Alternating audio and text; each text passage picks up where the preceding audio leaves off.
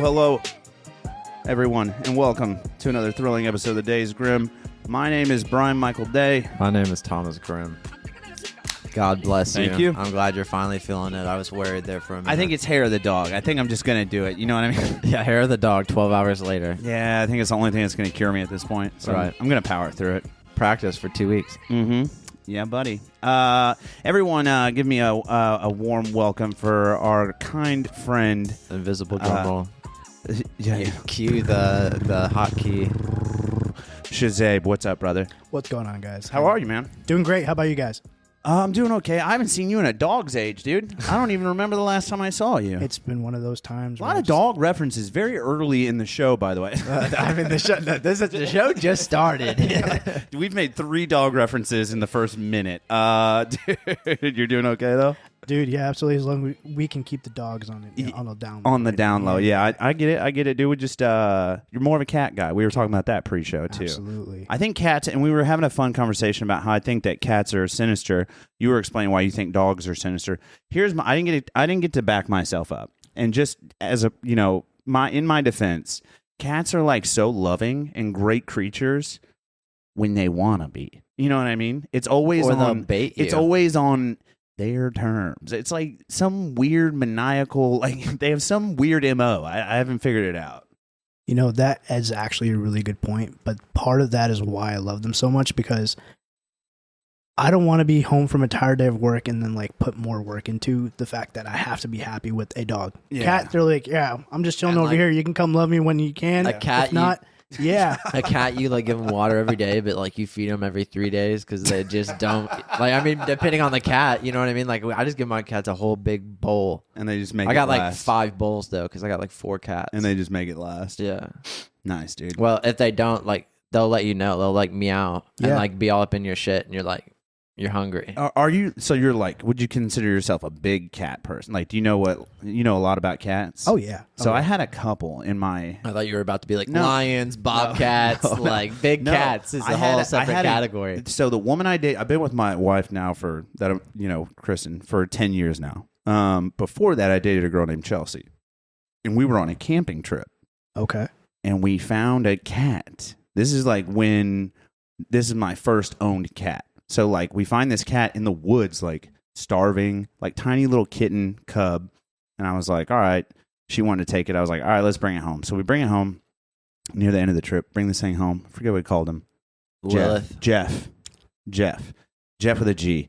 And Jeff with a G was a polypterodactyl. You ever seen one of those? No. He had 7 toes on his front paws, and he okay. had 6 on When you said both. pterodactyl, I was thinking of a dinosaur right now. Like, right, yeah. like webbed feet. You get your hands out like, big like this. I'm like, is this thing like fucking? No, dude, it's not an aquatic. He said it was so inbred. Its feet were webbed, and it looked. He like actually met an otter. It looked like fucking that Pokemon. What's the water one? That Eevee Psyduck. turns into. Oh no, Vaporeon. Yeah, Vaporeon, dude. No, but yeah, he had 7 toes in the front on both paws, and he had 6 toes on each back paw. Fucking wild. They charged us an extra. It was $80 extra to get him declawed. Yeah, and his front paws looked like baseball mitts. I can't even explain it to you.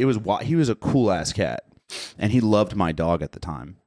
But yeah, so that was my first cat that I loved, and he was great. And then we broke up, and she took him. But and then I had one more cat after that, who was just a normal tabby cat with Kristen, and we had her for like 3 or 4 years, and then we decided we were dog people. What's crazy is like you pet their stomachs, and then like they're loving it, they want you, and then they'll just like claw your hand, Attack and you. I'm like, you lift it up, and it's just like They usually like they'll nibble, but like or not nibble, nibble, and then they will never actually truly want to hurt you though. right. They just don't let go sometimes. Yeah. And they just like you're just there for like a minute, and you're like, all right, dude, like, are we done? Yeah, they're interesting creatures. I'll give them that. Okay, Shahzaib, let's get this thing back on the fucking rails here. Give the folks at home a little elevator pitch of who is Shahzaib. What do you do? What are we going to talk about today? So my name is Shahzaib Raza, and I'm an actor. I'm in medical school as well as a business owner locally as well. Nice. And I thrive on all 3 of those things equally. Oh, yeah. And so you said actor, med school. What was the third thing? Business owner. Business owner. That's Yep, right. We can talk about some stuff later. I meant to bring up earlier. So acting, what kind of acting do you do? You've done a bunch. So it's a funny thing. I started out with something called Roommates. It's made by David Bornstead and Tyler Harper. Oh, okay. Met them in college and At USI? At USI. Nice. And it was so random. Some guy I knew, he was like, "Hey, they need somebody to play a server, and you're a server right now. So can you just play?" And I did one episode with them, and they loved me so much. They're like, "You got to come as a regular." And they didn't tell me that until 3 months after that episode.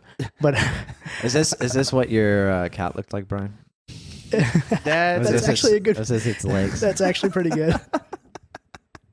Sorry to get sidetracked. So no, they were writing basically like their own short movie series. It was a web series, like a YouTube series. Nice, dude. Nice. Called The Roommates, and it was basically like these two complete opposite roommates. One is like the classic sturdy, like I get annoyed easily guy. Yeah. And the other one's like I could care less and I'm kind of dumb. Yeah, it's me and Brian. Yeah. I'm awfully sturdy. I get annoyed easily. And I was supposed to be the neutral guy that came in as a regular. Okay. But I started acting like that and then slowly started doing auditions. And then I felt like, this was something that I really enjoyed. Yeah. And a hobby turned into sometimes work. And I really like that. Yeah. It can be that way. I think we're running on 5 years, going on 6 now with the podcast, and there are days that it for sure feels like work, unfortunately. But yeah, it is nice, man. Yeah, I texted Brian the other day, and I was like, dude, I'm thinking about getting just a whole new number. Like, new social media, just new everything. I need a clean just slate. Start over new. We're going to move to Nebraska. Yeah, the Days Grimm via Nebraska. Yeah, dude, I was thinking, I saw on have you ever searched govdeals.com? Never. It's like stuff that the government repossesses and then they sell it online in auction. Oh, like the random. Yeah, I've actually been on that website before. A lot of black SUVs with all tinted windows. You know what I mean? Quite interesting. Yeah. But a lot of drug vehicles. There was like a fire truck, and I was like, dude, I almost sent it to you. I was like, dude, we should put the podcast in a fire truck. I sent him a tank a while back. I was like, bro, we could buy a tank and do the podcast in a tank. And it was like a realistic amount of money too. It was like someone could actually buy that tank. It was only like $120,000. Like not even. That's actually not bad. Yeah, it was like 35 grand. Was it only 35? It was 35 grand, Yeah. but none of of course, nothing. Was that like the starting bid? Yeah. But nothing else was nothing was functional. Like it was legal to buy. It was sick, dude. It's a great it just studio. wasn't big enough. You know what I'm saying? Dude, we would be like in each other's laps recording a podcast. It would be horrible. We'd have to gut it and then put cameras cut out into it. You know, Soundproofing that thing would be a bitch. right. So that's in high school, learning how to act. And you said it became works. I assume you had to learn to pick up the boom guy couldn't make it today, so you had to hold a boom or So yeah. A lot. The beautiful thing about web series is that a lot of the work you're doing yourself, camera work, all the booming. We switch spots. Yeah. Hey, you get in the shot now, and you hold the mic, you listen to it, and it kind of went with that. And then I got into bigger productions, and slowly started learning about a lot of different things too. And then something that's really really cool and that was cool was something called Indiana Filmmakers Network. It's called IFN. We would go to those meetings and meet all these people that are involved with some sort of filmmaking. Nice. And that's where I actually made the most connections and learned a lot. Started networking. Yeah, they have workshops and everything. It's really cool. That's sick. Is that still going on, IFN? Unfortunately, the guy that was running it moved for a job relocation. And since then, they've been looking for somebody else to run it. Is that you saying you were trying to throw your hat in the ring? I am not. That's too much work. I got too much going on. Business owner in med school, not trying to. No. Sheesh, dude. That's not trying to run any clubs. Yeah, that'd be a lot, dude. But that sounds interesting. I wonder. So, can you Google IFN? How does somebody apply to this? I wonder how it works. Do you have to know somebody to get in? No, on it? it's just you can literally just. I think there's a Facebook page for it, and there's an actual website. Oh, nice. But you can just join this. It's free. You can become a member, and you get a T-shirt and other things But in reality, to go to these meetings was free. Nice, dude. And then you're just getting to meet all these cool folks making films, and these are both independent films and major motion pictures. It could be anything. It could literally be photography as well. Oh yeah. But it's actually all over Indiana. The Evansville hub is kind of like quiet right now because of the guy that was running it. But you can go to like Lafayette, Bloomington, Indianapolis. They all have them like very active. Oh, so was it the Evansville guy that relocated? Exactly. Yeah, Oh, so there's a hierarchy to this. So I gotcha. Okay. So he was just the Evansville guy. Correct. Gotcha. Which is, Okay. down the street. Sick, dude. Dude, this guy I went to high school with in Indy. He's in Indy. He said, we don't have studios in Indianapolis. This is a warehouse he bought. He used to work for like a film crew and like has completely gutted it and turned it into multiple different. Oh, that's so hot. Like Leno, when he came to Indy to drive Indy cars, stopped by like here. That's actually really nice. This is your He did a buddy? good job. Yeah. When we were trying to go to Indy, he was down for us to shoot with him. So we might have to circle back to that. Oh yeah. Damn, That's actually really nice. That's a damn. And he also produces like a YouTube page where they take like a city bus and then they fit a band in it and they do like a tiny desk, but in like a city bus of Indy. Huh, I had no clue India was that. Dude, mainstream. Indy's popping. Like Yeah. Schultz and them came for like the Pacers game, like when they were in the finals. Oh yeah. And like they were talking about how like Indianapolis is low key like a dope city. And I was like, cool. And then, Russ shouts out, Indy, Evansville, but yeah, not yeah. Evansville, Well, no. Hey, but if we're getting light and some of the lines he used is like, I don't know if he did it on purpose or not, but like I know a local rapper that has used something similar, like Miss Perfect or something like that is the name of like a song from down here from a local rapper. Interesting. Indiana Young. Did you hear about that? No, I the had guy no clue. that dissed Evansville in a rap song, like this famous guy. What was his name? Russ? Yeah, his name. I mean, I know Russ, but I did not know he did Evansville. Yeah, he has a song. It's like 2 lines in a song. He's like talking about having Said, sex. baby, you from Indianapolis, you're not from Evansville or something like that. Yeah, he was like having sexual relations with a woman in the song, and he was talking about where she was from. And he said, "You're not from Evansville," like kind of booing on Evansville, like calling it a shithole. I when you just said that, I took it as like Evansville's better than Indianapolis. No, dude. I forget how the words go, but it was, and it just came out like last week. It was so bad. It was funny. Where are you looking it up? Yeah. Here's Oh, the please. lyrics. Yeah, I don't want to misquote this. It was just cool. There it is. You're from Indianapolis. You're not from Evansville. Yeah, it's like you're from Indy. You're not from Evansville. You're better than that, basically. I took you to a Pacers game. Our shoes were on the maple. Oh, they're on floor seats. Nice. Yeah. I get it. Cool. Sick, dude. Thanks, Russ. I like how it Shout says out to Evansville and then Evansville in parentheses. Evansville. Evansville. Not the other Evansville. This is Evansville. Yeah.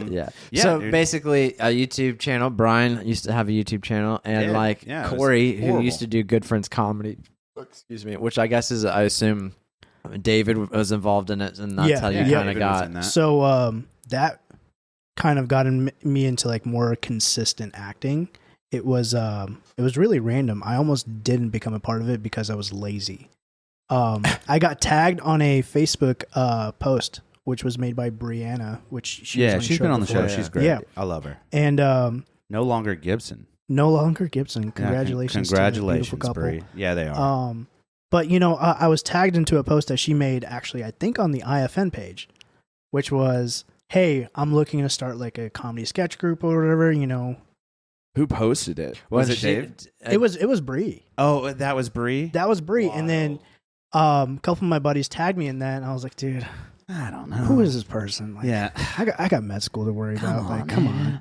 And then David was like, "No, we got to go, and you're gonna take me there. Like, we're gonna drive together." So we went to this meeting, and we all clicked so perfectly. After that, it just became such a beautiful little group. Oh yeah. We made some great comedy. We learned a lot.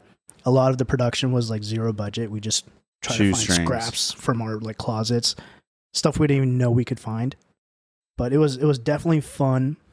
Well, and it's cool because like a lot of people in the group still do like their own little things. Oh yeah, Like, and that's it's cool part to of why see. we broke up. Actually, is because like our we wanted to pursue something bigger than Right. like a local thing, and so that's kind of what we were focusing on. We're like, listen, guys, I want to become an actor. So I was like, hey, I think I want to pursue more serious things, not just get stuck in a comedy sketch group. I want to do more serious acting, maybe get into a higher budget, Because it can be like that. Like, I feel like certain actors, like Steve Carell, like he's always going to be Michael from The Office, or like Rainn Wilson. Nobody will know Rainn Wilson anything other than Dwight. And the Meg. Right. Yeah. But you know what I'm saying? Like it'll be. He was in the Meg, He was wasn't in the he? Meg. Oh my! What a callback! The fact that I forget you're a huge movie buff, Dude. Shout out to your TikTok. You do the pop or I flop absolutely fucking love You do it movies. every week. I do every time I can watch a movie, but I swear, dude, movie ticket prices are killing me right now. Dude, we Yeah, ought to they're bring wild. him into a film feast when we finally drop one. Oh, Another one. or actually, two. don't let me forget dog ear that because I want to get his thoughts on that video. We're gonna talk about that after Okay. for sure. Gotcha. I like that. I'm glad you said that, Tom. I'll try to remember it. Jot that down. So anyways, okay, so let's kind of I don't know how deep we are. We're 11, 20 minutes in-ish. Well, no, so like we'll just do the timeline backwards and go wanna from go there. that way? Yep. So I think from good for we'll there's a middle gap in here where you recommended Brian for a movie. And I got beef with this because I tried to get Brian to be the lead role in my short film that I wrote during COVID, and he was like, "No, I don't have time, man. I can't." I'm just not an actor. Yeah. I'm not an actor. Yeah. And yet your name's going to be in a thing. You went to the last like local film release thing. You're an actor, dog. Yeah, I don't know. You need an IMBD. I am Brian Day. You know what I'm saying? Like an IMBD. Switch it over. If I ever got famous, I would go like Ohio State with it, though. I would be like, I am the Brian Michael Day. Yeah. Brian Michael Day from the trailer Like- in Posey County. I would put the in front of my name all the time. And in front of everything. The trailer so anyways, in the county of If Posey. we're going backwards, then yeah, this is a good. Are we allowed to talk about this project? I don't know. Yeah, we can talk about it, and we can't go to the details of the actual story. but we can say the name. yes, we can definitely This say the too name. shall pass. This too shall pass. It's on IMDb. It's a beautiful story. Very well shot from what I've seen so far. You know, Shane Hazen is an incredible person. He's Yeah. very creative. He, there you go. You know, we Yeah. filmed in like, you know, it's kind of one of those films where you're like, you find what you get, but you make the most of it. It's just phenomenal what he can do with the camera. I think this is the wrong thing. This is the wrong thing. That's Robert somebody who directed that 2024. I think no. It's definitely on IMDb, but Yeah. maybe if you And Shane's been nothing short of a pleasure to work with, dude. He's just so chill. he's a great guy. Yeah, he's really like, and when I think I'm doing horrible, he's like, that was the most beautiful thing I've ever seen. And I know it's not, but he's just very kind. He's Definitely he's a good dude. Well, and you were talking about like how your first role was like you were a waiter at the time, and they were like, "Hey, can you play a waiter?" Brian's an ex-vet, and they're like, "Hey, we need an ex-vet role." It's so funny. Yeah, and that's what goes around comes around, right? well, like I mean, You so son of a bitch. well, so I assume some of the stuff is too like so like knowing Corey, his cousin, basically his brother, and like seeing like I'm sure you saw some boredom bro shit like where some of the funny sketches back like when they first started of Oh my like gosh. Brian with the postcards or whatever like. I loved that. He one. could play it. Like we've written out some shorts, and we low key thought about doing. You're on it right now. You were just on it. It's the one with Amelia Overholt. There you go. Yep, This that's is the it? one. Yep. Yeah, Shane Hazen. Look at that, buddy. Go. The story is very relatable to a lot of people in society. I think that's what makes it special. But of course, he's got his own, you know, psychological thriller twist to it, Yeah. and that's what makes it, you know, sets it apart from a lot of other films that can be with the same topic. But you know, getting this role was interesting because it was also from an IFN meeting. Really? Okay. I went to an IFN meeting after a long time, and I just introduced myself. And I think I just put a, you know, What is a meeting like that? Like if I wanted to go to one and I just showed up, usually you just sit usually around. no, and- usually there's like a theme to it. There's usually a guest. Okay. A lot of like local like filmmakers or, you know, artists have just came and just kind of done a workshop or talked about their new projects or talking about what's going to come, you know, in the next future. Yeah. But we all kind of introduce ourselves, and I believe that's where I kind of, you know, that was my audition, was when I introduced myself. Because you never know who's watching. yeah. You never know when you impress somebody just randomly. Because he saw me there, and we didn't really interact there, but he like messaged me on Facebook. He's like, "Hey, I saw you at the meeting. I liked the way you are. Come join my film." And I feel like I have a major role in it. I have, you know, a speaking role, which is big in the film community, is like having a speaking role. That's where you matter, not a background, just looking over type of role. You want to have a speaking role. And my character does have a speaking role, which I'm very nervous about. I don't know. After this, he may just be like, maybe we have can't talk. Have you ever listened to Harrison Ford's come up story? No, talk to me. So like, tell me, Daddy. There's a podcast I listen to called the MFCO Project, which is like a guy in Kansas City that runs like a nutrition company, and he's like just a very good business guy, but like he told us like short little synopsis and doesn't say the Harrison Ford's name at all. Just tells you like, hey, there's this guy, and like, he moves his wife and his family to California. He wants to be an actor, like all this stuff. Doesn't make it like as an actor. He's like doing janitor shit, like literally janitor shit. And then like does something while like working on a movie set that basically gets him put on like a don't work with this guy blacklist just because he he ate the wrong guy's donut or something. Like some small shit, like just got on some guy's nerve, right? So then like years later, still out there taking like jobs on big role films that don't even get listed in the credits, and they list fucking you know what I mean? Like the guy that held a boom for 5 minutes gets credit or whatever, and he was taking 100%. Roles that didn't even have like titles in the thing. And then eventually like he like hangs a door or a window for George Lucas. And then like from that like connection, eventually like George Lucas gets him a role in like some small role, and then he ends up playing Han Solo, and then from Han Solo on he makes like his break and does like Indiana Jones, like all that shit. And then his resume speaks for itself. I mean, he's a fantastic actor. But like that come up, like he didn't even make it. Think about it, like he tried for 30 years and didn't even make it until in his 50s or however old he was when he played Han Solo. It's always interesting to think about like the actors that shouldn't have made it but did. Like, did you read McConaughey's Green Lights? Do you read much? No, I read like I read fiction, not nonfiction. So like, oh, okay, biopics and stuff like that. Yeah. Not your field. Yeah. So, but anyways, I'm more usually nonfiction as well. But I read Green Lights by McConaughey, and he talks about how he got the role to do one line in the film Dazed and Confused. It was his first gig ever. He was not famous at all. He had never worked on a film before, and they gave him his one line, and I think it was the line where he says something along the lines of like, you know why I love these high school girls? I get older and they stay the same age. Something like that. But he added something, whether it was his body or words that were not in the original script. He ended up getting like a major, like writing himself in. Yeah, like they literally changed the script on the fly and like wrote him in. They loved him so much. He's done it several times. Yeah, he made the perfect impression. Yeah, he's wild. McConaughey is just a different. So like looking into acting and stuff like that, like, and you have your TikTok, but like what, like, so studying film, like, how does that go? Like, what are you looking for? So like when I study a film, like I look and I'm like, all right, can I see any boom shadows? Can I see, like, I'm looking for like for mistakes. I'm looking for like camera technicality, like bullshit, but like I know other people are looking for like something else. That's a great question. When I look into a movie, I look at how each actor portrays and separates himself from a different role they put themselves in.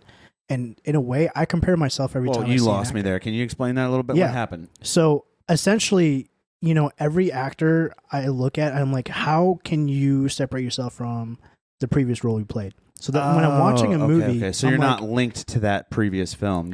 It's a whole new experience. Exactly. I'm looking at it in a work, in almost like how well can he do this work? Essentially. Yeah. Right. As opposed to, is this a good character? All characters are great. That's the writer's, issue. I look at the writer's work too. Was he complex enough for me to, keep eating my popcorn? Yeah. Or am I bored and I'm just like, what's going on? That's something what I look at into a movie. It's not more mistakes, but what could be done differently if something should be done differently. You look at it more from like the creatives, like the creators' standpoint, almost like the writers and the directors. And what direction did you go with this character? How did you develop this person? How did they do while portraying Absolutely. that? And sometimes I'm watching the movie in a director's perspective. Jesus, Murphy, what happened here? Oh, he scared me. He's up and moving. You never know what he's doing. Sometimes he shuffles around the podcast room, and it makes me very nervous. You might as well check those while you're up over there. Jeez Louise, dude. But anyways, it's interesting that you look at it from the creator's standpoint, because I am like Tom, where I look at it from the post-production standpoint. So like there's There was this horrible horror film that I watched. Like, I'm a big fan of B movies, like B horror movies. Oh, yeah. And I was watching one. It was like a zombie film, and I can't remember the name of it for the life of me. Probably good that I don't. But there was a shot where the girl's running out in the middle of the night, and she's like screaming in terror, and she's running, and she hits a flight of stairs, and then they cut scene, and then they shoot from up the stairs looking at her running down. But the audio in the first scene was like dead quiet night. And then when they switch to the stairs, there's a fucking Boeing 737 like flying right overhead of them. God. It was so bad. You know, it was so bad. Like, the audio engineering was just not there. I watched this movie, and it's the new Evil Dead movie. Have you guys seen it? I think it came out last year. Oh, Evil Dead Rise or Rising? the one with the In crazy apartment? mom. Yeah. So there's a scene That in one's there. nice, dude. It's good, but I was like, yo, there's some simple stuff. You have a high ass production. Everybody's watching. How did they not catch this? Their girl gets stabbed in the freaking hand and doesn't make a single noise. She's like, yeah, I just got stabbed. Whatever. It's fine. Like, not a single scream, not even a jolt. She just like, maybe she's got that rare condition where she can't feel it. Feelings. Well, she felt everything else besides that, right? That's poor character development. Exactly. We did. Could you imagine one of those characters in a horror film? How much? Where like they just can't feel the pain. Oh my god! Like that would be a funny spoof of like this kid that just can't feel pain, and it's like his whole They should add childhood. that to Scary Movie 6. They just started a show like that. There's a action show where this guy has the medical disposition where he doesn't feel pain in his nerve receptors or whatever. They're like Kick-Ass 4. And he like fights bad guys, and it's like an action type thing. But That's so that's the protagonist's shtick, is that he can't feel pain, so he like takes burning hot skillets off of stovetops and just smacks people in the face with it and stuff. I forget the name of the show, but it just came out like this year. But yeah, you could have that, or she could have been a Navy SEAL. We don't know. You know what I mean? Yeah, she could just be used to getting stabbed and carrying boats. That's true. But you know, that's what I think of it in a movie. I'm like, as an actor, I would have been looking at the scene, reading the lines, like I should probably make some sort of scream or some sort of reaction to me getting stabbed. Yeah, the line in your script where it says, "You're stabbed in the hand now." Exactly. Do something. Portray that. But like, you did nothing, and that's where I'm like, as a director, I would have been like, cut, do it again. What are you doing? Right. What is wrong with you? Exactly. So those are the things when I'm watching a movie, I'm like, okay, what the hell is that? Yeah. How often do you think it is that those big names like Evil Dead just phone it in? You know what I mean? Like, they get this killer script that's already been made, because Evil Dead Rise is, I think, a remake. But anyways, it's already been made or whatever. So you just like put $40 million behind it or $100 million behind it, and you just use the script, and you're like, all right, boom, we made our money. It's done. Hurry up. You know what I mean? Like, does that make sense what I'm asking? Like, yeah, how they... you know, it must be nice to just throw away $40 million sometimes. I mean, they probably have to. They probably share the wealth. They have right here, man. They have the Evil Dead name. They're like, we're gonna make $200 million easy. You know what I mean? Like, I mean, horror movies are phenomenal in making money because they're such like they don't take much to make in Hollywood. You know, right. They make millions. It takes millions to make it, but like there's no comparative crazy special effects. Exactly, Yeah, it's a lot of it's just CGI. practical effects. Yeah, it's wild, dude. I don't know. Horrors have been working for a long time. Oh, yeah. Yeah. There's no need to change the recipe now. You said horrors? Oh my gosh! I knew you were going that way. Oh my gosh! That's Jesus the beginning Christ. of time. Earmuffs, kids. No, this is an 18+ show, so everybody just settle down. Okay, so you're working on this Two Shot Pass, or you're done. Yeah, I've done all my scenes. Production is essentially done, from what I've been told.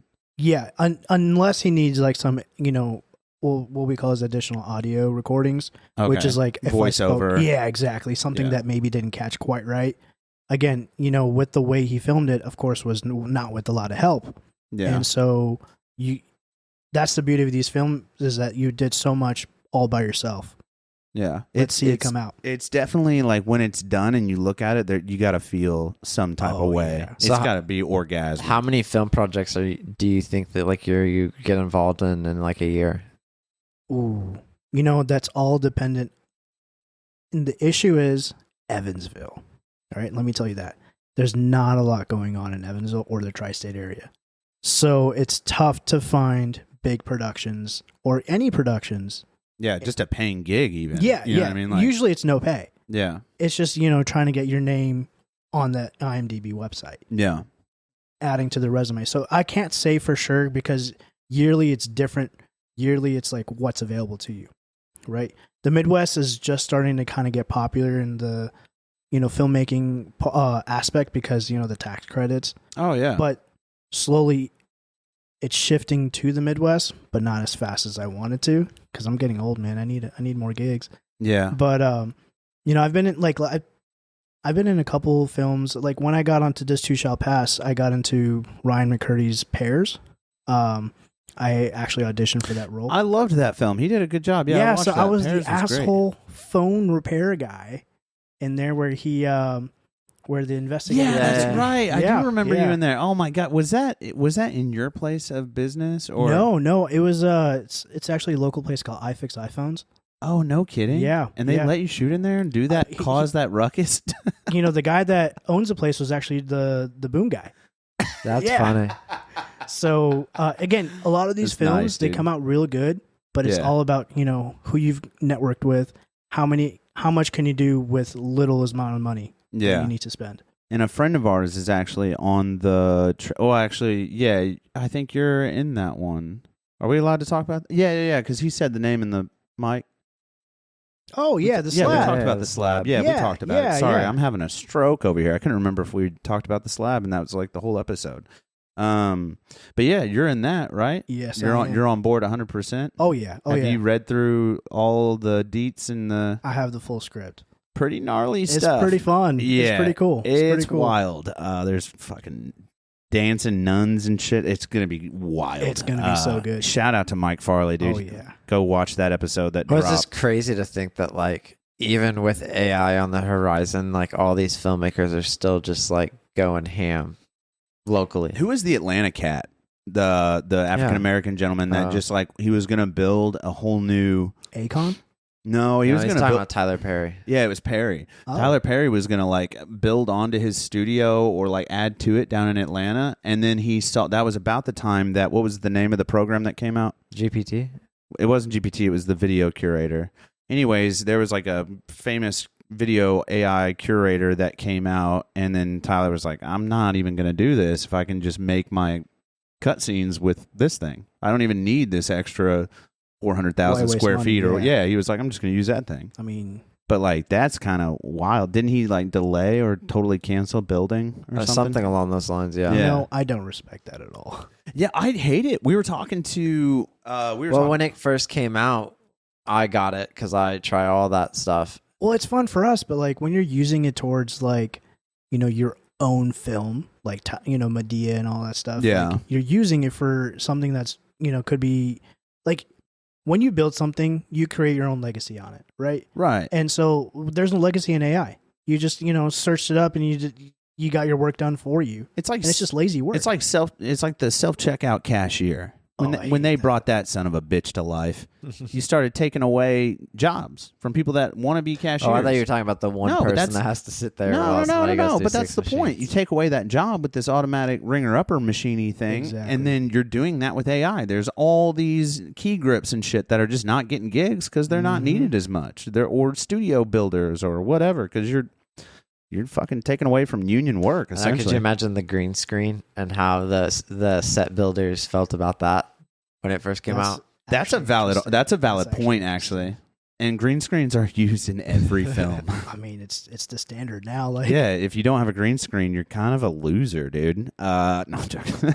But you got like Jesse Bitter here in town who has like an entire green screen like in his I think his garage, or like he has an entire room that's basically turned into a green screen. Yeah, it's a green garage. Yeah, it's crazy. You can do like 3-dimensional movement with you in a scene. It's pretty crazy. Yeah, shout out to Bitter, dude. Bittersweet. That's awesome. But yeah, dude. Okay, so like you think the only thing that I see around here is like comedy, like on like a regular, and it came from like good friends or people involved in good friends, and then like before that, Boredom Bros. Like I feel like the only stuff that ever tries to like come out of here is something with like a comedy spin.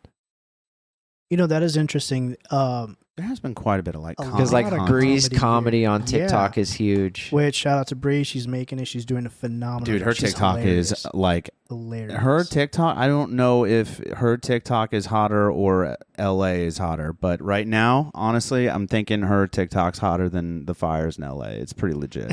She's got The fire's still burning in LA. I think so. They're in the Grand Canyon now. I saw that on the news the other day. But that's wild. So, Lord's work. and she's getting like crazy views on her TikTok. So shout out to yeah. her, man. What's her TikTok handle? So whoever listens to this, they need to look her up. I think it's at Bree Gibson. Is it still at Bree Gibson? I believe so. Search that up, Daddy, and we're gonna pull that up on screen. So if you're not following this gal on TikTok already, you better be, boy. But so you did This Too Shall Pass last year. I'm assuming is when you wrapped shooting, or early this year. I wrapped shooting last year. Yeah. Last year. Yeah. So, what have you worked on? Are you allowed to talk about anything you're working on post This Too Shall Pass? Are you in other than the slab? Is there anything that you're actively in and working with, or? So there's another film. Okay. It is a short local film actually. It's from Jacob Clark. Oh, no kidding. Okay. And, it's called If Possible. Oh, yeah, the psych Dude, one, right? It's a crazy really head cool. game. Yeah. It's very interesting. I'm in one of the beginning scenes, and it's just when I fully read the script, I was like, "Whoa, I didn't think of that. This is what it is." Yeah, and I don't want to talk about it like give it, but it's No, yeah, but it's like this is it. I Like, talked to him about wow. it, and I was like, "God damn, that's a head change." Oh, he's been working on Dude, it so long. literally, like, And make you question life. You know, anybody that's watching, they should follow If Possible Film on Instagram, because he's posting a lot of some of the camera work he's done, and as a cinematographer, he is incredible. Yeah, he's just that first post right there. You can look at that first post. yeah. Just look at that. I mean, he is. That's Evansville right there. He is a spicy boy. I love him so much, dude. He just has such a good eye and a good brain, like to even come, like you said, to come up with that kind of story, dude. And that's how you know he's like a true artist. Yeah, and if he's not, he's a sociopath. So we got to figure. He might be both. I can't tell, but it's crazy. Well, and like he's been color grading for so long. Like the man's a G. He does it blindfolded, man. Literally, It's he's just natural. He's so talented. Yeah, I love him. And so much. I'm in this film. Hopefully, we hear more about the project, but it is submitted to film festivals, and I think that's where what he's going for. And you guys are still shooting it? No, that one's complete. It's done. Post production was done, I believe, in June. Did he outsource that, or did he do it all in by house? himself. Are you shitting me? The man's a wizard. I mean, it is a short film. Yeah, okay, I was about to say. It is a short film. How short? Are we allowed to talk times? I wouldn't know if I. Oh, we tell couldn't you. even. Yeah, you couldn't I even tell you. guess. Yeah. How long was the script? Can I ask that? I'm going to ask a lot of nosy If I questions. had to say, it was about 12 to 15 pages. And what's your rule? One page. Usually, one page is a minute. Usually. Yeah. So maybe a 15-minute film. let's see. Oh, he's looking at. He's trying to find the timeline. Oh, look I at know, I was sitting here looking at- He's in Sneaky. video. I was trying to editor mode. look, but it depends because like it doesn't show the full Oh thing. yeah, that's on the minute mark right there. right. Yeah, that's crazy. But no, I'm I don't know if excited this to is see even this. like the minute mark. If it goes like how our DAW runs, this is like It's maybe zoomed in right 4 now. minutes. So this is like 5 minutes here. This would be like 8 minutes 51 seconds, I think here. But then there's still more back here. Dude, that's great. Just to have the fucking patience. Again, it's either patience or he's a sociopath. I don't know. Both. But like, yeah, both. But just to look at that complex, I mean, that looks like a DNA sequence, You dude. try to teach me how to use this software. It's called DaVinci Resolve.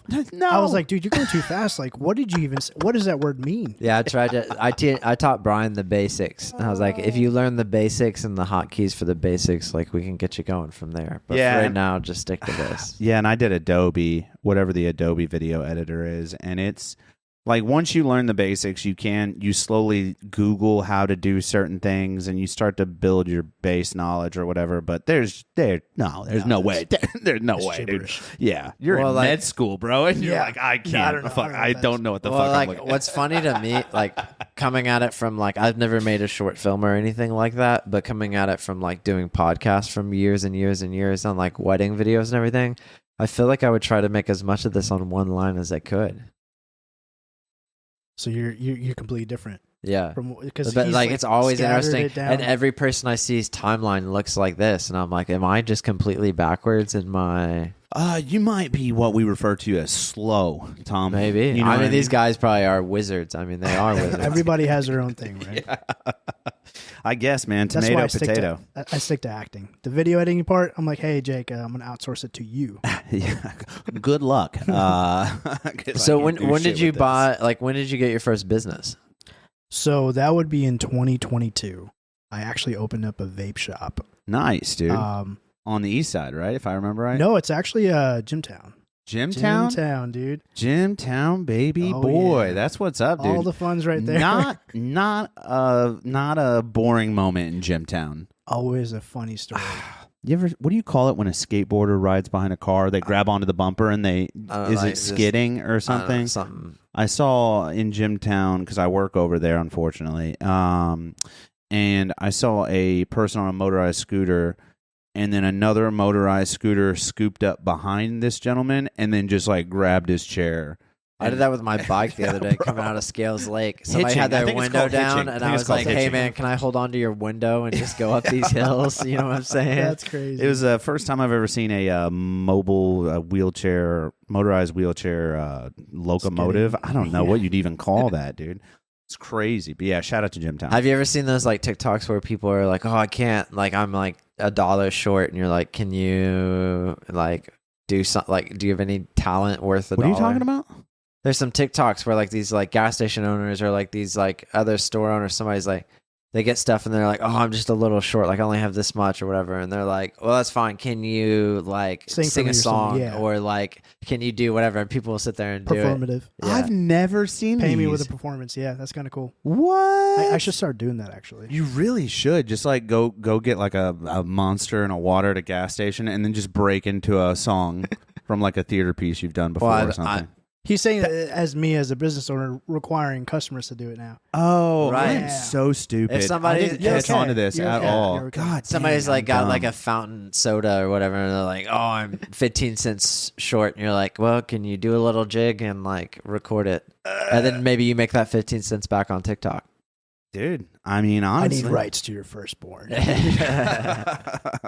pull out a Ouija board and it's like, whoa, shit's getting dicey. Yeah, I know. dude. Like this chick bought my soul in middle school for like $5, and I don't know if that's like contract got a binding bargain. or how Yeah. that works. Is you that know? where all your intelligence has Right. gone to? How do I get that back? You know, do I hit her up? Yeah, can I renege on that? Right. Is there interest accrued on Is this contract binding? Yeah, Like, binding. Yeah, can I get that back or I what's think I the drew deal? a smiley face as my signature. He's just waiting for the perfect moment. So you did, if possible. That's the project that's done and it's in post currently. Does he have a release date for this? No, but he says soon.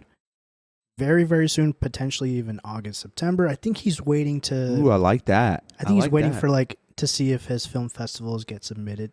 And he submitted the full. So the post production is done. Oh yeah. So Okay. it's done. You've just complete. he's not showed it to anybody. No, he wants to do a premiere. So he's subbed the actual film to these independent places. Yep. Okay. Yep. So he there's didn't- one in Evansville. It's called Victory National Film Festival. Yeah, Brian went And to that they- last year. That's what that was called.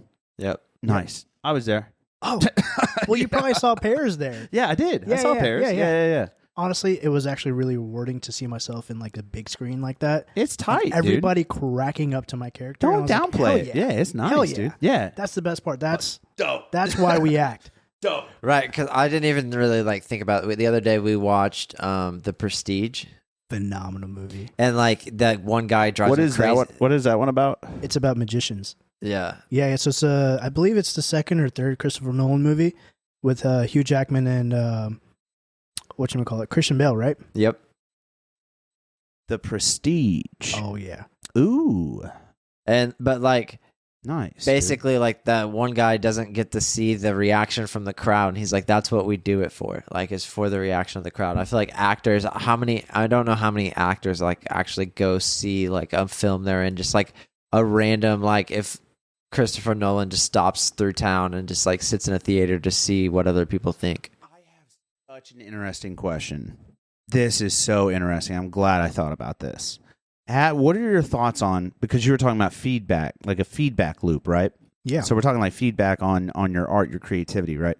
You've done on stage. Mm-hmm. You've done stage work. And now you've done film work. Absolutely. Now, like you were just saying when you were watching Pairs, to hear the audience's reaction in real time react to what you had been working on for months, you know, maybe not you individually, but as a team, you guys have put together over the course of like 6 months. Now you're getting that feedback. But with live stage, it is fucking immediate. Like, boo, boo, boo. You know what I mean? Like, it's like, you know, shut up, dude. Get the girl out again. We like the girl. Brian, I believe you were at my second show, right? Was it at the someplace else? Yeah, someplace else. Yeah, dude. That was our second upstairs. show. It was nice, dude. And you know, there's always a fear because since it's live, you're gonna see it live, and it's because you did something not seconds ago. Yeah, that you don't get a reaction. Yeah, at least in the screen, it's not your fault because the director was. You know, yeah. like, so my question was going to be like, as the art, you know, not necessarily the artist who wrote the story per se, but the one portraying the art, as the actor in both scenarios, which feedback do you like better? Do you like the immediate, like, yeah, crushed it, they love that, or that sucked, and you get that feedback in live real time, or do you prefer the anxiety-ridden, I've put 6 months of a salary into this, and I put my blood, sweat, and tears, and I took one of my daughter's silver cap teeth and sold it on the dark web so I can make this come to fruition. You know what I mean? Crazy thing is, I did it for both. But then you don't get that feedback until the project is done and presented. That is like, it's scary because again, someone else is in control of what you've done. Yeah. I like the immediate feedback of live because it's all you. Yeah. Well, what's crazy is like from a business standpoint, like I'm a big number. I look at like all the analytics on the back end of our show and all that, but it's like I don't know if I could wait that long. Dude. And then like also like going to look at feedback and like if you had a role in it, like what portion of the feedback is on you versus like on the director, like you said, and everything like that. Yeah. With live, a lot of the sketches we wrote ourselves. Right. Yeah. So one of the sketches where I was singing, I wrote that myself, and then later with the assist of Mason Bost, which he's doing live comedy now. Hell yeah. And their shorts are funny. Mason's the best. He's the big, tall, Backstreet Boy looking guy. Yeah. God damn. Dude, get him on my podcast, would you? Oh, I love his shit. He's so funny. And I've hit him up he's about it. He's doing stand-up now. Yeah, I know. He should be. He's fucking good for it. Dude, he's hilarious. He's so funny. He's like that in real life. In the moment, just all the time. Because I've hung with him like in multiple different scenarios, and he's just quick on the spot. He's much wittier than I am, like much faster. But getting back to the live thing, we write these and we choreograph it and we practice it so much it's not even funny to us anymore because we're just so used to the punchline. Especially the singing one, I'm like, I'm about to sing on live stage, and I wrote this myself. Are people gonna laugh at it? Like, I don't even think it's funny anymore because I practice it so much. But the moment we performed it, everybody was like cracking up. Laughing. What was that bit? What was that part? It was dating advice where it's two guys. They're playing video games, and a guy comes and he's like, "Hey, I need some dating advice," but these guys are just assholes, so they give him horrible. I'm remembering now. Yeah, I'm remembering. At the end, he basically is like maybe she's on her period or something like that. And like he gets slapped in the face. But I wrote it because I have such a huge respect for musicals. Writing a musical is so tough. Yeah, it's difficult. And I couldn't have done it without Mason because I was even having he's a musician. Yeah. He can play and sing and he helped me with a lot of the lyrics, a lot of like the rewriting and that sort of stuff. So respect to him, but it's so tough to create a story while singing. Yeah. Like rapping and all this stuff. Yeah, it's great. You can rhyme away to a different subject, but you have to stay on the same subject for the entire time. Yeah. And tough. Also make it funny. Yeah. And be good. Yeah. It's and sing it live with my horrible voice that I have. I don't see. I'm trying to remember the part where you sing. I just can't. It's not registering in my brain. But I remember the guys playing Xbox, and he was like, "Hey man, I need some help." Yeah, I remember that. Yeah, and then it was such a quick night. God, that was a good time, dude. Shout out to someplace else, man. But it was great seeing folks. everybody laughing in the moment. Yeah, I definitely prefer that more because it's my own work coming straight to me. Instantaneous feedback. Exactly. Yeah. Instantaneous. Hard to sometimes films don't even make it to the screen. You don't even get to see that feedback because it's either posted on YouTube and you don't see it unless somebody comes up to be like, "Hey, I saw your short on YouTube. Yeah. Like, oh, cool. What'd you think? You were in it? Yeah. Yeah, it was, man. That was, yeah, just a few seconds here and there. Yeah, thanks, dude. All right, But that's the thing. And sometimes people forget about it. While they're at the show, they can't forget about it because they're right there. Yeah, Right. it's there. It's happening. Yeah. Exactly. And sometimes they never get posted. You ever write your own stuff? Like, I mean, you wrote your own little thing there, but I'm talking like your own short film or your own short show. I'm actually in the process of writing my own psychological thriller. Do you hate it or love it so far? Not the actual Yes. story, but yes, just all of the above. Yes. I love it because I have the beginning, the middle, and I'm torn on the end. Oh, so And- you're like, you've got the, like, conceptually, or you've actually written this I've actually all? started writing it. Like, I've got about 20 pages. So, Damn, boy. which is, 20 minutes short. It's a Yeah. good first short film. Right. Yeah, that's a hearty. And I'm just kind of torn on like how I truly want to end it because it's a really important topic in a lot of people's lives, but I don't want it to make it to where it's like a negative consequence. I got to talk to you. We got to talk about this after the show. Well, I think it's cool that like I want to know more just about like that. coming out from like all these local filmmakers. You got like Thomas Bernardin, Jake Clark. You've got like Alex Hellenberg has stuff coming out. Yeah. And, like just all these guys doing short films locally, or Mike Farley. But then like they all have like a different approach about how they went from Process. text to Yeah. like Mike submitted just the script for a while and got feedback and adjusted, and now like 2-3 years later is finally like He's been working on it for a minute I think it's been longer than Right. 4 or 5 years because he was talking about it when I wrote my short film script during COVID. yeah, like it's been a minute, and even before that, him and I worked together at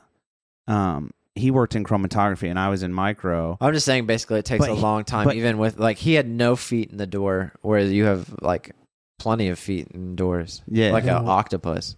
Like I could have as much feet in the door, but another perspective is always good to have, and some criticism, and be able to accept that criticism. Do you I'm think just too scared to show it to someone else? No, and that's the tough thing about just creativity in general. That's what I thought about like school grading papers, like group share, and like academic papers have to be group shared or whatever. And I'm like, dude, like I feel sorry for the sack of shit that got me.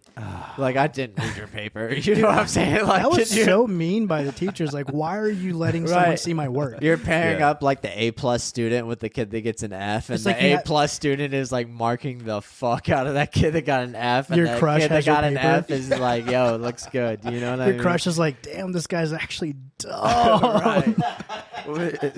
Your crush's paper, and she's like, this is the exact same paper I wrote. What's going on? Like, She's cheating off of me. right. Once a cheater, always a cheater. Yeah, that's rough, dude. I don't like that at all. That they compare them like that, dude. Oh, I hate that. That in group work. God bless you. Thank you. But yeah, that's group work sucks, dude. So okay. So how Shout out far? to the union. Yeah. How far back do we go in this timeline? I've lost all track of what's happening with the timeline. Well, I mean, we kind of started at like opening your own business, got lost on Oh, yeah. TikTok, and went back to movies. Because we love movies. You're a multiple business owner though now, right? Now, in 2025. 2025. You marked own the, two different things. Yeah, And I same exact store, but 2 locations now. Okay. Yep, And then so- there's more coming too, I think, right? You know, crossing my fingers, I'm in the middle of the business transaction. Currently? Yep, Okay. yep. I know But how. Yeah. I'm not going to talk about it too much because I'm huge on like, he said about it, and now he's got to own up to it. Yeah, If it yeah. fails, they're like, oh, what happened to that? Like, I don't Yeah. know. I don't know what you're talking about. Confidentiality is Oh, key. We accidentally did Jeremiah Gailey the other day on an interview, and he was like, in the interview, he was like, when does this come out? I was like, I don't know, next week. He was like, okay. And then he shares really big news that we all now know about. Yep. Yeah. So he acquired Lamasco's, and then it dropped, and we dropped the reel of him announcing it, and he was like, oh yeah, can we push that back another 3 weeks or something? no. Yeah. And I was like, oh dude, I feel like a dick. I was Yeah, like, but it worked out. Tom, Control Alt Delete, shut it down. Listen, that was your fault. But No, it came out dude. good. Congrats. Yeah. But like, I mean, managing 2 businesses while in med school is no easy feat, and Not at all. memorizing like lines in like a film. Like, how do you compartmentalize all the stuff in your brain? Like, do you have a photographic memory? Like, Yeah, so I look at something and I tend to like look back at it in my head. And do you like as a okay? This is gonna be weird. So you we can jump to the front of the timeline right now. You were born in Chicago. Absolutely. From Pakistani immigrant parents. Absolutely. And so at a young age, you had to memorize the Quran? Or try to? Yeah, I tried to, but it got to a point where I was only memorizing and not like actually understanding, because I can read Arabic. I can't write it. I can't understand it. Right. But I can read it because I know the full alphabet and how you pronounce things. Yeah. So it got to a point where I was like, listen, I'm just reading this. We got to do a different approach. I'm just making the sounds. Yeah, I'm just making the sounds. Like, what am I reading? I could be reading, something. Yeah. But nonetheless, it got to a point where I actually started, asking questions. And, I truly feel myself as like somebody like that follows, the religion to what I believe it should be, as opposed to what a lot of people follow. So I'm more of I guess I think of it in a way like God gave me a brain. Don't follow something blindly. Yeah, absolutely. Yeah, there shouldn't be just one thing that holds you against, everything. I just didn't know. Use your free choice. Like one having to like learn 2 languages essentially at like a young age, but then also like having to memorize. A lot of Muslims memorize the whole Quran.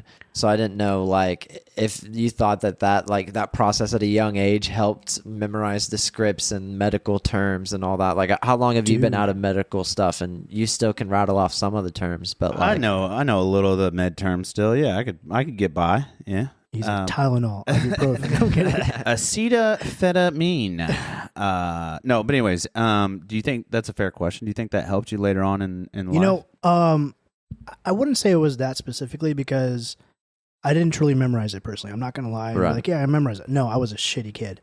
I did not memorize it. I did. Yeah, both of us. But You're good. what I think Safe what space happened here. was I truly always I did a lot of comic book readings. As a young kid, I would read a lot of comics. Okay. So how do you remember a comic? Is it from the little quote on the top or the story? No, you remember like, oh, I remember that panel. Yeah, right? yeah. So I had such a photographic memory just from all the comics that I read, and like just the things that it just came natural. And part of it has to do with like I was actually a really good kid in school. And yeah, up. sharp, So intelligent. sharp, I was forced to, because it's part of the culture. You have to do really, really good in school. Yeah, you can't be a slouch. No, not at all. It's a disappointment to the name. Absolutely, Yeah. absolutely. It's the same for like everybody else, I think. Yeah, too. so part of that, I think, while I couldn't remember concepts, I actually remembered it through photographic memory, because that's just the way it came natural to me. And just like you were talking with like acting, I feel like is a lot like you should probably get the audio book of Green Lights or find a way to listen to it. It's so good, then dude. And it's so good. McConaughey reads the Green Lights book, but like I feel like your acting is like, they give him a line, but you're more like, all right, what's the scene? Like, and you memorize the scene and go for the fill, and then you can like just. That is the hardest part about auditions, because they don't tell you shit. They give you 2 lines and just, all right, go, right? Self-tape. And I'm like, I need to know a little bit more. Like, am I supposed to be like reacting differently? They don't tell you anything but 2 lines, and you have to impress them for their vision without telling you what to do. I need to have a setting, a set, what's going on, how should I act, what's the scene. They don't give you that, and that's why auditions suck. But you do get the name of the project, right? So you could like do some Googling and be like, oh, this is a horror film. At least, right? So a lot You of can get the synopsis. projects that you'll come across is not even on Google yet, because they use like a fake name, right? So when I Ooh. actually, the new Superman movie, Yeah. I applied for that movie actually. Have you seen it? Mm-mm. I heard it. Well, wasn't there's good. it's amazing. Oh, okay. It's amazing. It depends on your perspective. Did you watch Smallville? Did you like Smallville? I loved Smallville. Yeah, I'm a huge like superhero movie fan, not because they're actually good movies, while Superman was a really good movie, but they're just fun. They're good Right. flicks. Yeah, they're You decent for the enjoy most it. part. Yeah. Yeah. You can never go wrong, even in a bad superhero movie, because something good happens or whatever. It's just Yeah, fun. It's like- fun action. Like, I'll still go watch Ant-Man. You know what I Exactly. mean? Like, it's trash. The last one was but- trash. Yeah. Yeah, but I'll still watch. But I watched it. Yeah. But nonetheless, so I applied for a role in that one. Okay, sick. And on the audition thing, it said Genesis. It didn't say Superman. It said Genesis Project. And I was like, oh, what's this? And then later on, when I got the rejection, that's when I found out, oh, it says director James Gunn. Shit. Oh, like, Makes sense. okay, now I get it. And, I look at it, when I watched the movie, I was like, damn, that could have been me. That could have been me. What could I have done differently? So, okay, can we talk about that? I want to know more about that process, right? Is that what you were thinking too? So how does one apply to the next Superman? How are you achieving this? How do you do so? So there's a website for actors called Actors Access. Okay. And you basically have to have a membership. It's like $60 a year. It's dirt cheap. Yeah. For the rewards, but you can literally go on there and it'll show you like by region where like what is going on, who's looking for casting calls, and if you fit the description. A lot of the times, me being brown, I don't fit the description. Superman was the perfect. I was like, damn, they need a Pakistani guy, brown guy that can speak English. Hell yeah, yeah. That's I'm me. in. That's I'm me. I'm shooing. I don't think I was old enough though.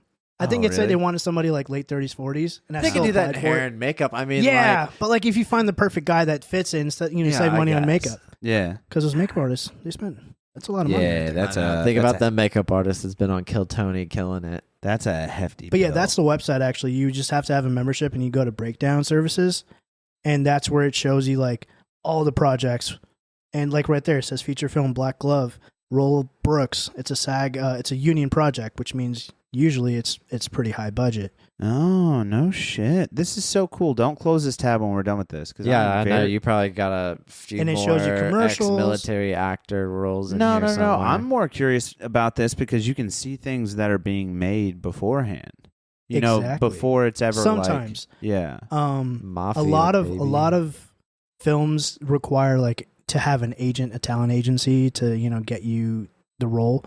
And unfortunately, the closest agency here is either Indianapolis or Louisville, and that's a bit of ways for me. Yeah, that's a jog, dude. 2 hours either way. Yeah. That sucks, man.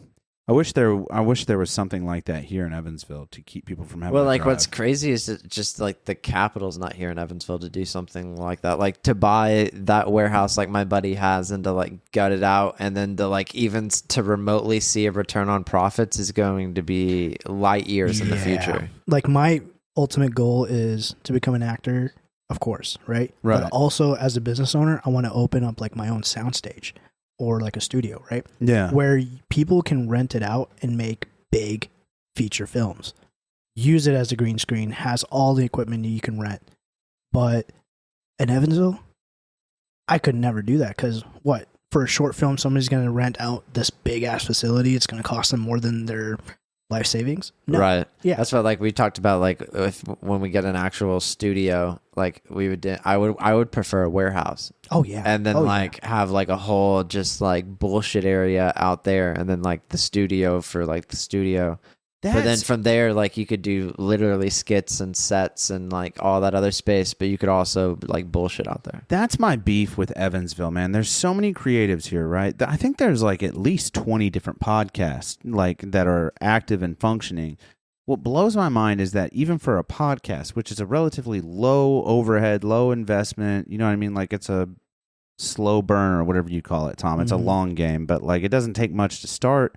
There's not even like a shared studio thing that podcasters can rent here. No, there's not. They have them in big cities. Yep. You can literally rent a podcast studio for $150 and they have all the equipment and everything. You just go in there and flip the lights on, start recording, leave. I've actually thought about that business. Why is that not a thing here in Evansville? And it's because I think is it the capital, or are we not paying our people enough to spend that expendable? I just don't think that there's What is not it? like What think about if you opened a podcast studio and you charged $150, you're gonna spend $800 a month just to keep that place open.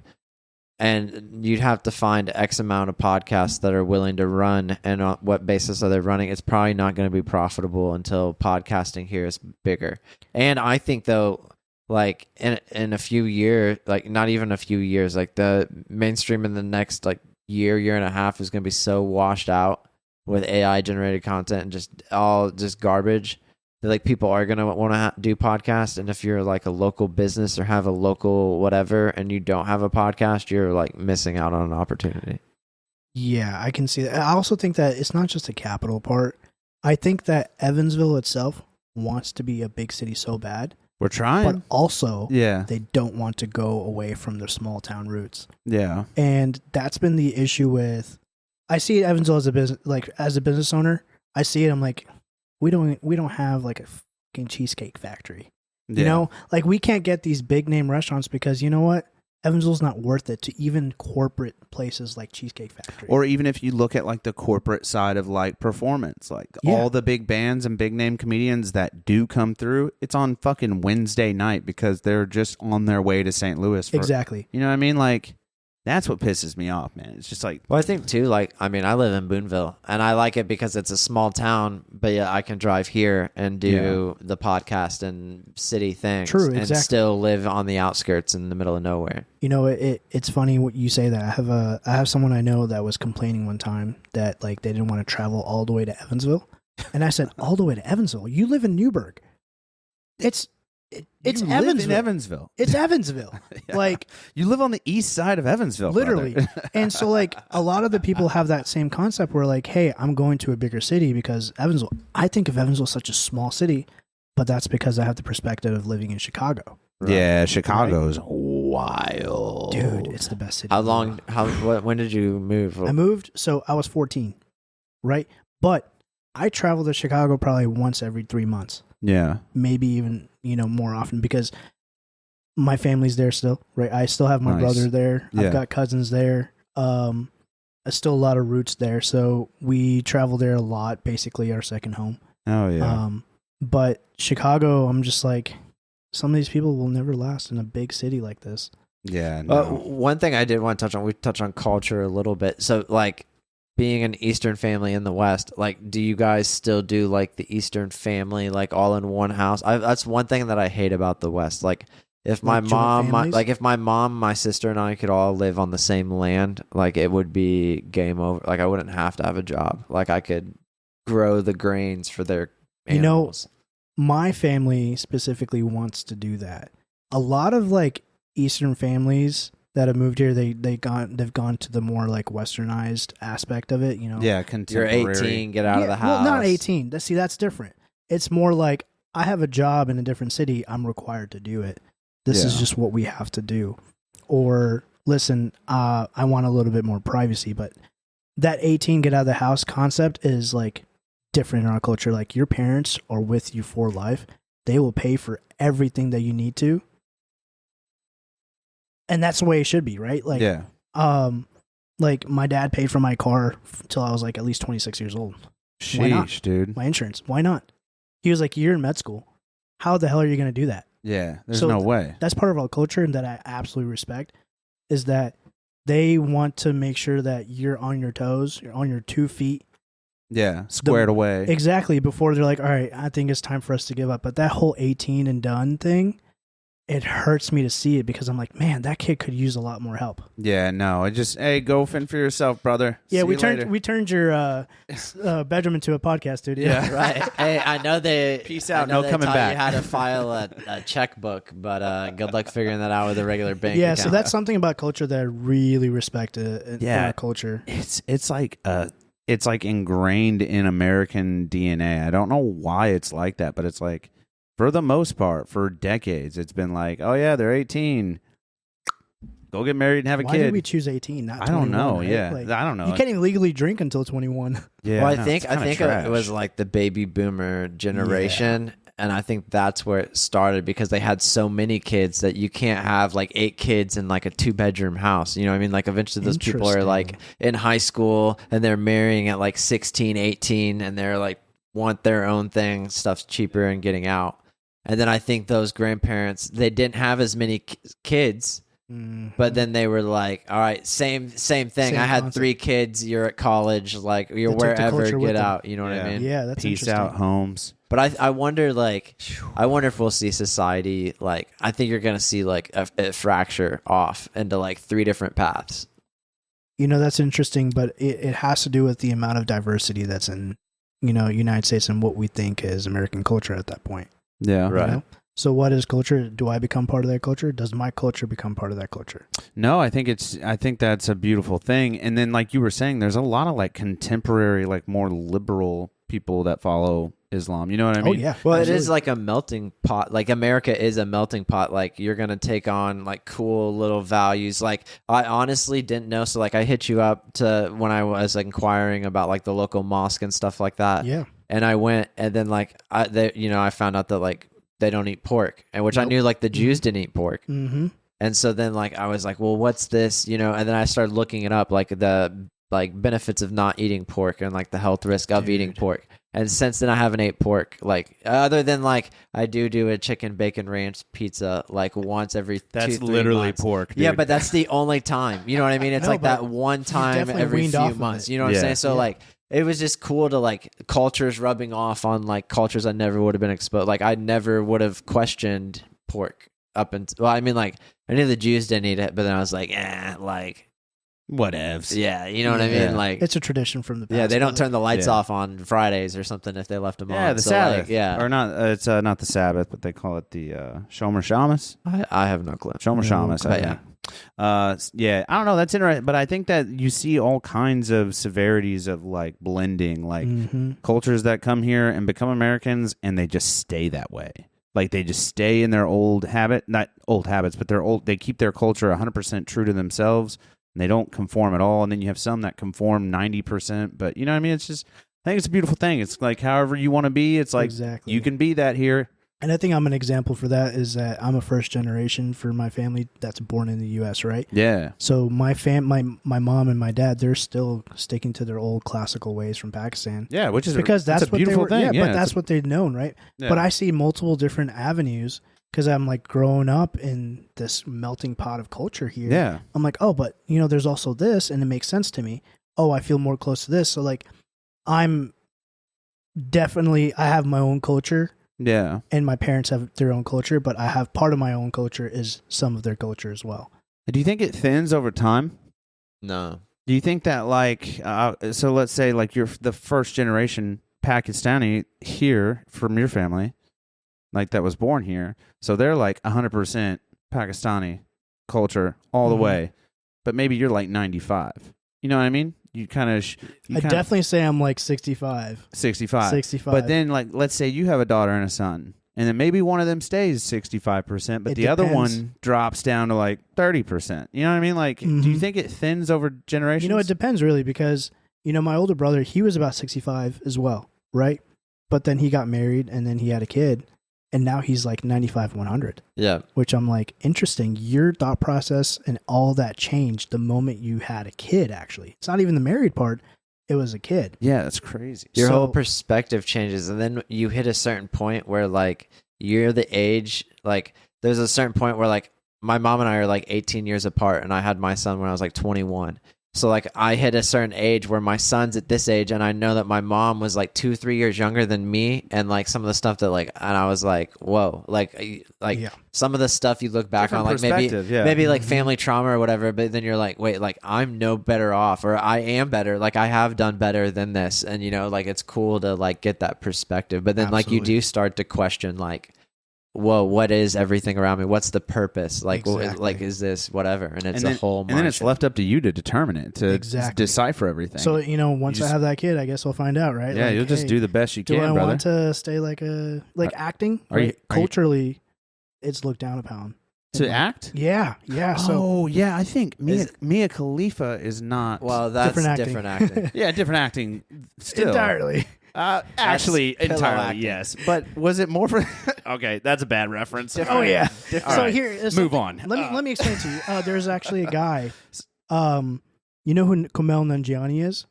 He's a very popular comedian. Is he super jacked? Now he is. He Yeah, was in the Eternals. I know the actor you're talking He about. was in the Eternals as one of the superheroes in that Yeah, movie. yep, I know who you're talking about. He actually made a movie. I think it's called I can't remember the movie. The Big Sick is what it was called, or Okay. The Big Short. One of those two. I think it's The Big Sick. Like Schick, as in like the turban. No, sick as in like you have a sickness. Okay. Yep, there you go. That's Yeah, the movie. So yeah, that's it's the actor actually I'm thinking about of. himself, but he wants to become. He was like lying to his family, talking about like going to like do stand up comedy, but Which he does do. which he does do. Mhm. But they saw it as like, oh, you don't want to do anything, but you want to become like part of this culture that's going to get you like nowhere, Yeah. right? But he was like, listen, I'm really good at this. Yeah. I really want to become this, and I think I can become something good. Now he's a multimillionaire doing stand-up comedy, doing films. Jealous of that guy, by the way. How does what do they call it in India? It's not Dolly World. Bollywood. Bollywood, yeah. How does that work with Bollywood? So Bollywood, so like India's culture is entirely different as well, right?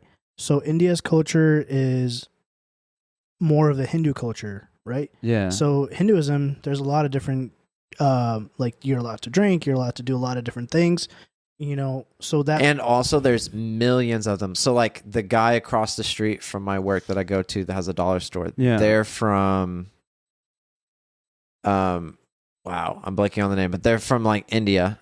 Yeah. And, he went over there and played like a role in like some short film musical thing, basically, like a thing. Musicals are but huge there's over there. millions of them, so it literally just blew up on YouTube, and like it has like 100 million views, and it's just there's just so many. So the Bollywood culture goes back so long that it's like not like it's part of their culture now.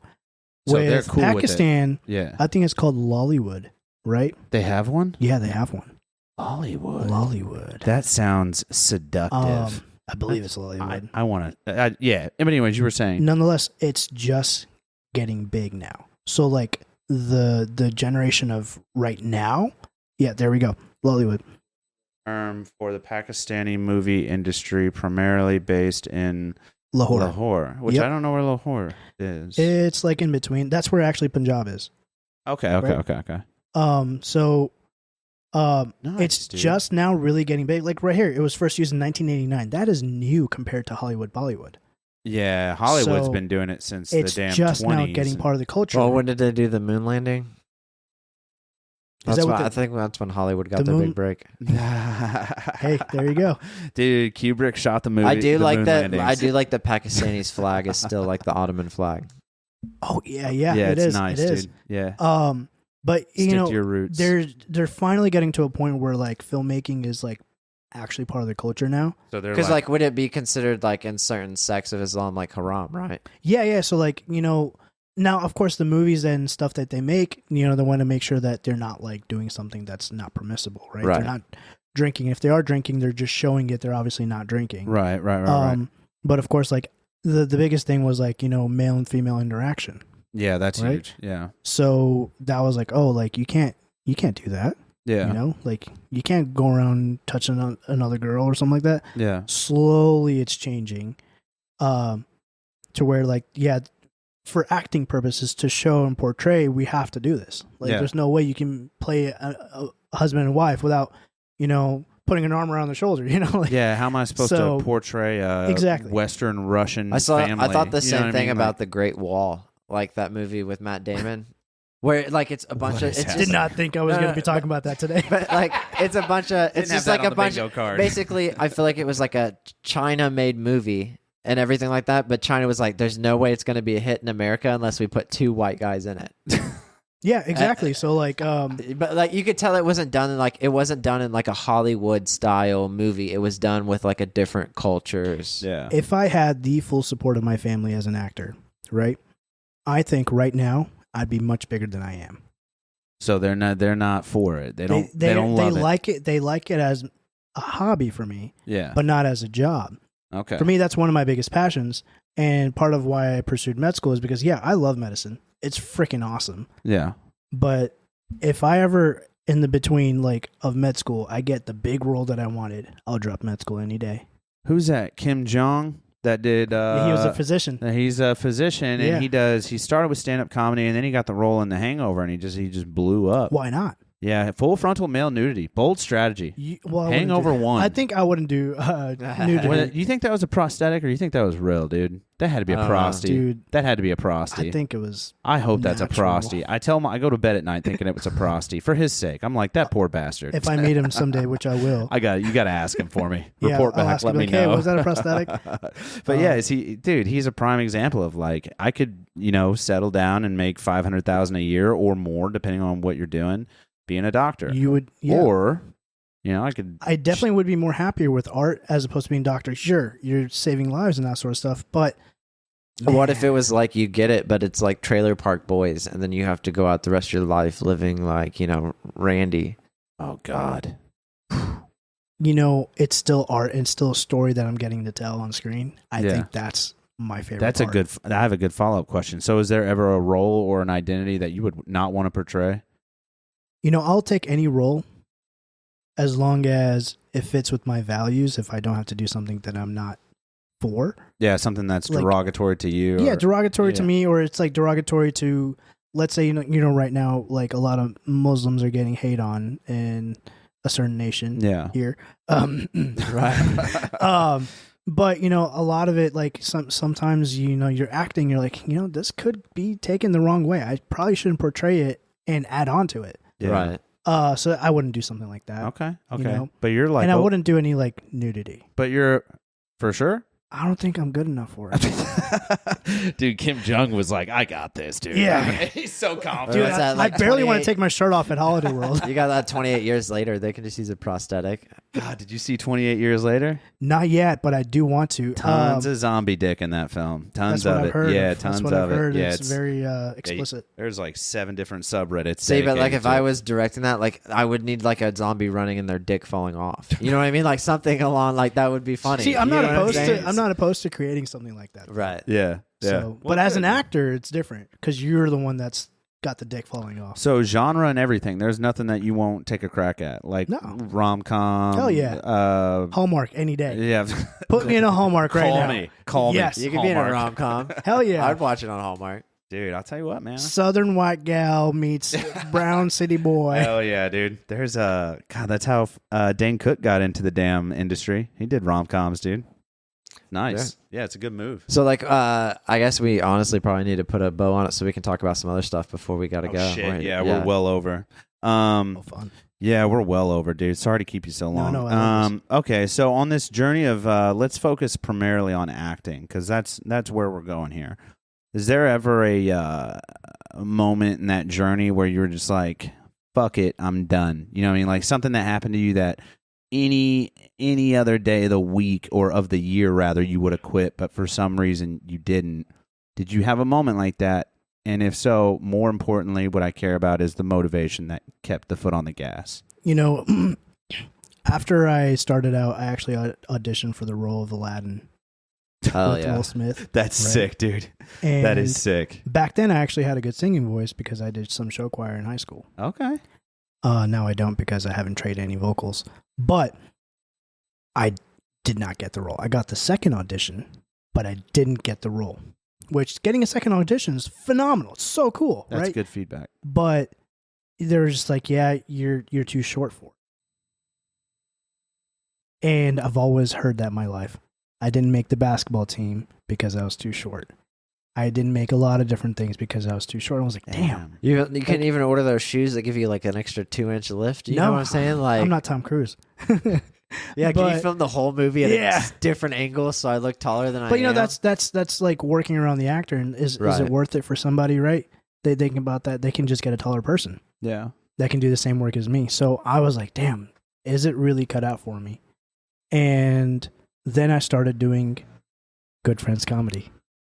I was very happy with it. I was like, dang, this is fun. Yeah. Like, I can make people laugh. I am funny. I do have acting in me. And I actually went to, one of the actings, and like actually Jacob Clark, he was like, dude, you are an amazing actor. And that's when I was like, yeah, I want to continue pursuing. That's when I started pursuing actual auditions, pushing for more films. And I started getting roles. I think it had to do with my confidence. But Aladdin really broke me down because I was like, damn, because of my height, you want to decline? How many times does that happen? I'm 5'6.5". I'm not even 5'7". So Damn. it's like uncommon because if you go on Actors Access, there's sometimes a height requirement. You got to be 6 foot. Like, well, shit. I'm way before that. I'm a little lower. Yeah. I'm further So down the ruler. height restriction kind of put me down. Like, I probably shouldn't become. So an what actor. gave you the confidence to keep it? I mean, what was it that? So it was mostly Good Friends. That was the fuel. It was the feedback of getting like, because when I first met the Good Friends, they were all strangers to me. So them as strangers telling me I'm a good actor and I can do this, hell yeah. I was like, okay, maybe I can do this. That instant feedback. Instant feedback. Yeah. They're like, oh, like I love the way you just did that. I can't wait to edit that.